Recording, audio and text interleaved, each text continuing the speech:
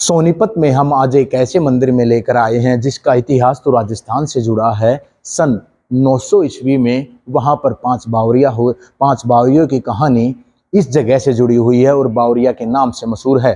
सोनीपत ही नहीं बल्कि आसपास के राज्यों में और विदेशों में भी यह जगह मशहूर है, क्योंकि इसका इतिहास यहीं से नहीं बल्कि मुरथल के जो ढाबे हैं जहाँ स्वाद के लिए मशहूर वो हैं, उससे भी इसका इतिहास जुड़ा हुआ है। और उसके साथ साथ आसपास के ग्रामीण हैं, उनकी मान्यता को लेकर भी इसका बहुत बड़ा इतिहास है। हमारे साथ इस जो मंदिर हैं उनके मेहनत उनसे जान लेते हैं। सबसे पहले आपका नाम जान लेते हैं। आपका नाम क्या है, कितने दिन से सेवा कर रहे हैं और इतिहास पांच बावरिया का क्या है? मेरा नाम बाबा राजनाथ है और जब से बावरी महाराज यहाँ प्रकट हुए हैं तब से इनकी सेवा हम ही करते आ रहे हैं, हमारे परिवार दादा परदादा। और ये पांच बावरी जो हैं इनका जन्मभूमि जो है राजस्थान खड़खड़ी से है। और वहाँ किसी समय में जो है भूकंप आ गया था। उस भूकंप में जो है वहाँ की पब्लिक जो है मारी गई थी, इसका परिवार भी ख़त्म हो गया था। ये सिर्फ पांच भाई और एक इनकी ताई थी राजदे और एक इनकी बहन है। ये जो है वहाँ से चल के और यहाँ दिल्ली आ गए थे चांदनी चौक में। और चांदनी चौक में भी इनका मंदिर है, लिली छतरीवाड़े के नाम से प्रसिद्ध है वो। तो वहाँ नौरंगशाह बादशाह होते थे उस टाइम में, बड़ा अत्याचारी बादशाह था वो, पापी था। किसी की बहन बेटी बहू जो भी सुंदर नजर आई उसको उठा ले जाता था। तो एक बार क्या हुआ, ब्राह्मण की लड़की थी श्याम कौर, वो बहुत ही सुंदर थी। वो उसकी नज़र पड़ गई तो उसने उसको उठवा दिया और अपनी कैद में डाल दिया। उसका धर्म भ्रष्ट करने के लिए बादशाह उसके पास जाता है तो वो लड़की कहने लगी कि मेरे से दूर रहना, मैं एक हिंदू की बेटी हूँ और ब्राह्मण की लड़की हूँ, मेरे धर्म को भ्रष्ट नहीं करना। तो बादशाह ने उसको बोला कि भाई 6 महीने तक मैं तेरे को मोहलत देता हूँ, 6 महीने के अंदर अंदर कोई तेरे को ले गया यहाँ से छुटा के तो ठीक है, नहीं तो फिर 6 महीने के बाद हम तेरे को अपनी बेगम बना लेंगे। तो रोज़ाना शाम को सवेरे यमुना में स्नान करने जाती थी तो एक चिट्ठी लिखती थी उसमें कि अभी कोई भी हिंदू मर्द हिंदू बीज है तो मेरी इस मुसलमान से मेरी कैद छुटाए, ये नहीं तो मेरी इज्जत खराब कर देगा। तो बावरी जो हैं दोनों भाई केसर मल और सबल सिंह ये जमुना में नहाने जाते थे रोजाना सवेरे। वो चिट्ठी इनके हाथ लग जाती है।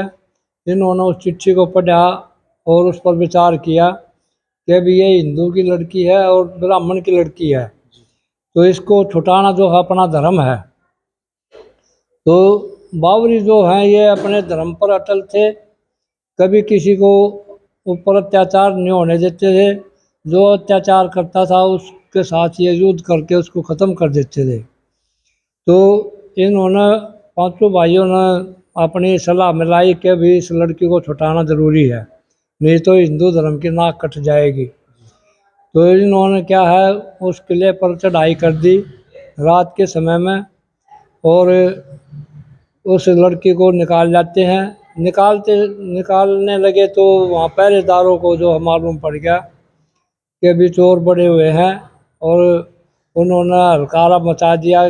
सारी फौज इधर उधर से इनको घेरने लगी तो ये किसी के हाथ नहीं आए, उनको मारते काटते जो है निकल जाते हैं वहाँ से। वहाँ से ये चल के फिर यहाँ मूर्थल में आ जाते हैं। मूर्थल में एक कासा बन होता था, वहाँ करके इन्होंने अपना टांडा घेर दिया। 989 सरती का इनका टांडा था। तो इन्होंने गांव में एक कुआं भी बनाया, खोदा, जिसका तड़ी नहीं थी, बिगर तड़ी का कुआं था।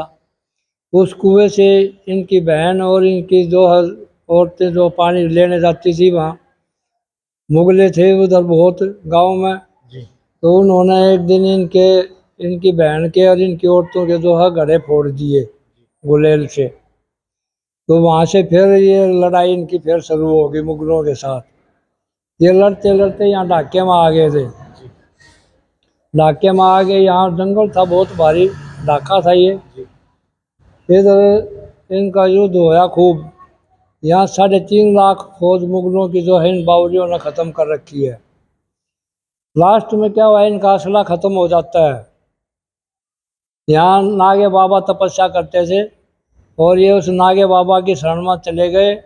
वहाँ मत्था टेका, उनके से आशीर्वाद लिया और कहने लगे कि बाबा जी हमारा असला ख़त्म हो गया है, हमारी सहायता करो।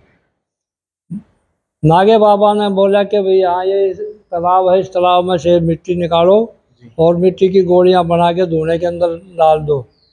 ये पूरी रात भर गोलियां बनाते रहे और धुएं में डालते रहे। सवेरे तक वो गोलियां जो है तैयार हो गई बन के, और इन्होंने फिर लड़ाई शुरू कर दी।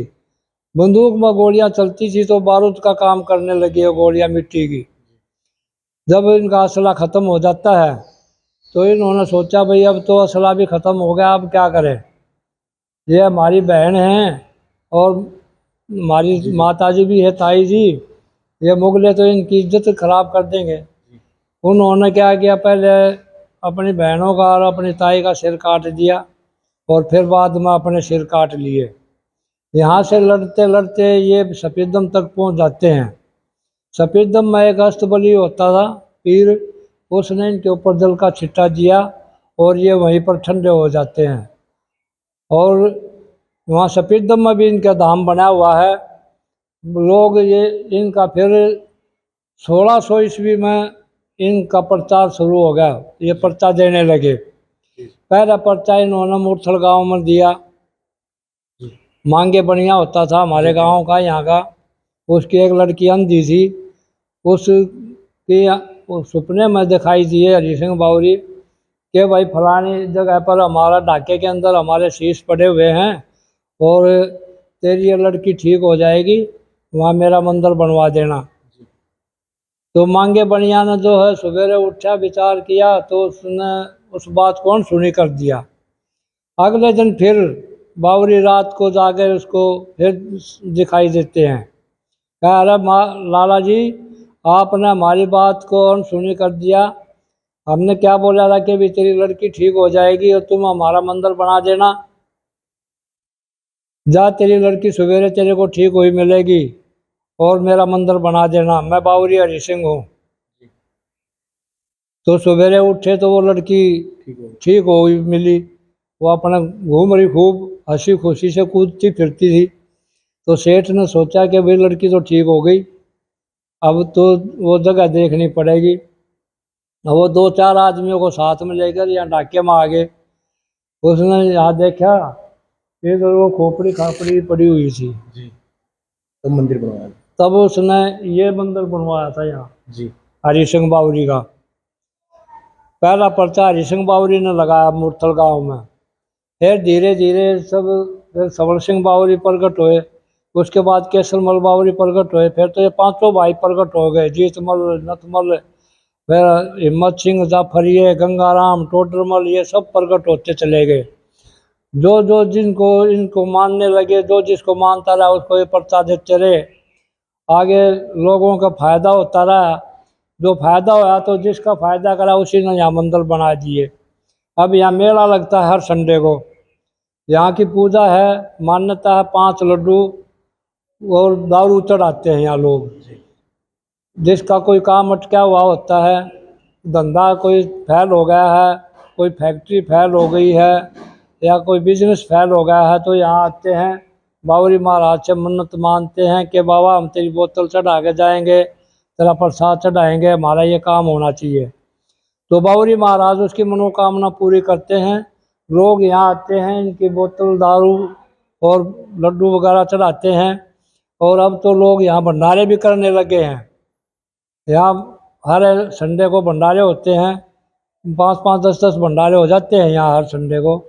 कोई अंधेर पक्ष जो आता है इसमें तो कम होते हैं, कोई चांदन पक्ष के 2 एतवार आते हैं, उनको बहुत भंडारे होते हैं यहाँ। बाबा जी, एक मान्यता और है, जो मूर्थल के ढाबे हैं हालांकि पूरे देश में मशहूर है उनका स्वाद, लेकिन एक मान्यता और मानी जाती है कि इन्हीं की वजह से, चाहे बाबा नागे वाले हों या बावरियों की वजह से, यहाँ पर मांस मिट्टी नहीं उसका यहाँ हाँ, ये है यहाँ की परंपरा कि यहाँ ढाबे जितने भी बने हुए हैं इन ढाबे पर कोई मांस मिट्टी अंडा नहीं मिलेगा, क्योंकि इन बावरियों की वजह से जो है यहाँ नहीं बनता है। और जिस होटल पर ये बनाते हैं तो वो होटल फेल हो जाता है, वो चलता ही नहीं है। यहाँ गन्नौर से और बालगढ़ तक किसी भी होटल पर मीट अंडा नहीं मिलेगा। यहाँ वैष्णो ढाबे हैं सब, शुद्ध शाकाहारी सब हाँ शाकाहारी होटल हैं सब। और यहाँ मतलब कोई ऐसी कोई कार्रवाई नहीं होती है जिससे बावरी महाराज किसी पर क्रूप हो, नाराज़ हो जाएं। अगर इनके उस परंपरा के खिलाफ कोई चलता है तो ये बावरी महाराज हैं, ऐसी शक्ति है इनकी कि उसको मिट्टी में मिला देते हैं, कभी ज़िंदगी में उभरने नहीं पाएगा, ऐसा हाल उसका कर देते हैं। और जो इनको सच्ची आत्मा से जो पूछता है, हंसी हंसी से रोता हुआ आता है तो वो हंसता हुआ जाता है। ये सब की झोलियाँ भरते हैं बावरी महाराज, सब की मनोकामना पूर्ण करते हैं। तो कहीं ना कहीं जो बावरी का इतिहास है मुरथल के ढाबों से भी जुड़ा हुआ है। इतिहास ये है कि अगर मुरथल के ढाबे स्वाद के लिए मशहूर हैं तो एक मान्यता और बावरियों से जुड़ी है कि जब से यहाँ मंदिर बना है या उनके धड़ यहाँ पर रहे कि कोई भी यहाँ पर मांस मिट्टी नहीं बेच सकता। अगर ऐसा करता है तो वो ढाबा नहीं चलता और वो बर्बाद हो जाता है। सोनीपत से नितिन अंतिल, न्यूज़ 18।